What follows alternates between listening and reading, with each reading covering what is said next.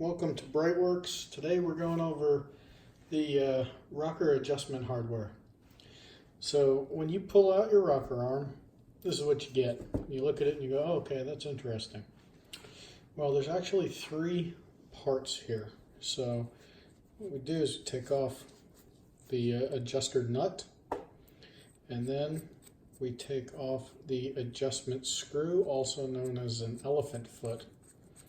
And a lot of times what will happen is at some point over the 20, 30, 40, 50 years that these things have been in the car, somebody has adjusted this. This is a jam nut, so you tighten it down to keep the adjuster from moving when you're setting the valves.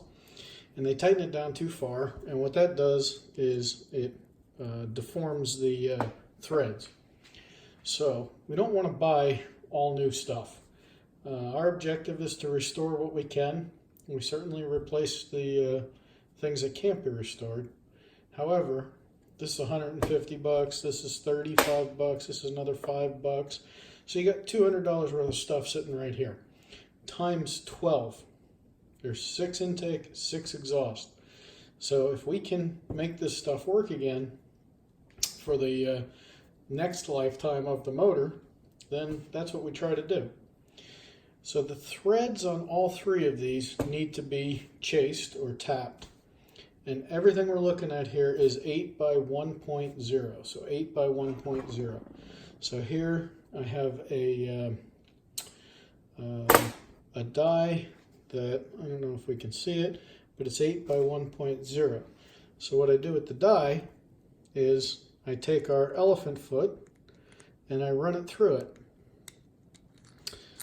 Now, this one's been cleaned up, but ultimately I can use a screwdriver and I can either hold the die or I can use a fancy die holder, drop this guy in there, making sure that the elephant foot goes through, and now I've just got some more leverage. Nothing too fancy. I'm just trying to get enough leverage that I can bring this guy back. Now when you're screwing this guy in, one of the things you want to do is you do not want to go too far. You can certainly go all the way, you just don't want to go too far, because you see how this guy moves? If you go too far, what you're going to do is you're going to pinch down on that thin metal there, and it's going to make this guy have friction that's not desired. So as we screw it down, we just keep checking to make sure that this guy hasn't bottomed out yet. And once he bottoms out, we'll see him. He'll kind of go square. See, it's getting real close right there. Get it to right about there. And now you can see how he's actually sitting down in the die. That's it. We don't want to go any further. We don't really need to go any further. So now we just take our die off. And if you do a lot of these, you can try to use an electric drill, but what happens a lot of the times is that the drill bit, the screwdriver bit, will get stuck in the flutes of the die.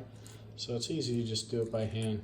Okay, so now this guy has been dyed. That's good news. Put him aside.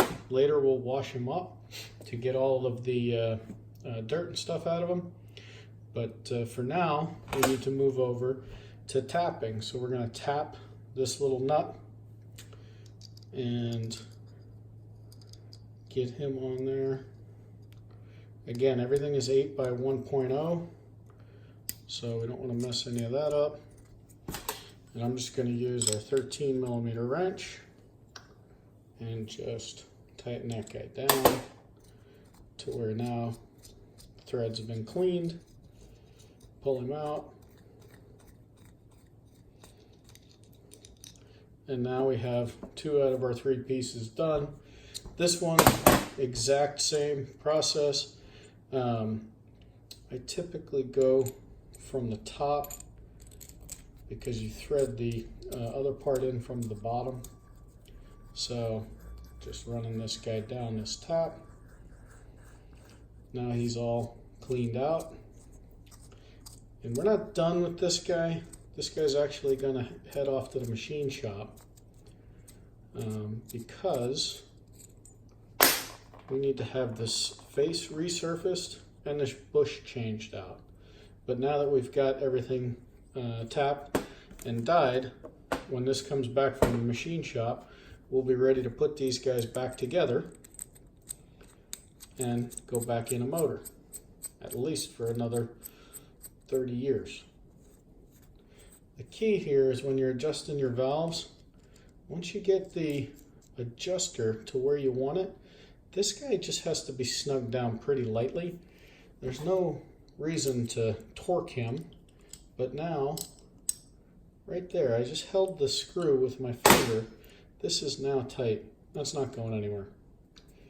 So, if you're building an engine like we are, one of the things that we will tend to do is we clean this stuff up ahead of time, and then when we're storing it, some people store it in a assembly oil.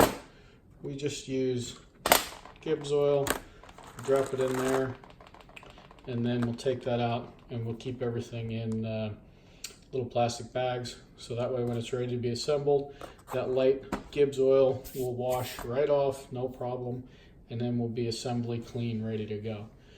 So hopefully we just showed you how to save, let's see, what did we say, about 200 bucks times 12.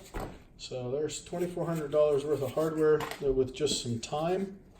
Definitely when you go through all of these guys, it takes some time to do all of it, but you can save a lot of money if you're trying to DIY your engine as opposed to just buying and throwing in new parts. All right, thanks for watching. Check us out at BreitWerks.com.